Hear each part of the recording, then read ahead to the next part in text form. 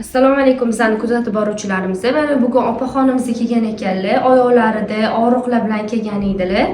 2 kunlik muolajadan keyin fikrlari bilan bo'lishmoqchilar. Assalomu alaykum.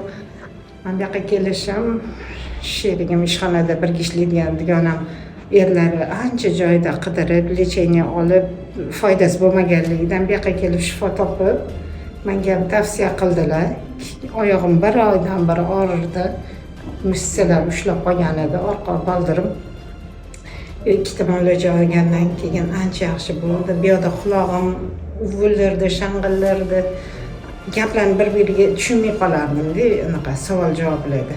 Yo'q, ancha yaxshi ochilib, ilohim shifoli bo'lsin. Kelinglar, hammani ham dardiga shifo bersin, Allohim. Hech kim kasal bo'lmasin. Tavsiyalarimizni bajarib turasiz, ko'p o'tirmaysiz, og'ir ko'tarmaysiz. Xudo xolisa, yana muolajalarni davom ettiramiz. Kimda shunaqa muammoli bezovta qilayotgan bo'lsa, bizga murojaat qilishingiz mumkin. Like, podpiska esdan chiqmasin.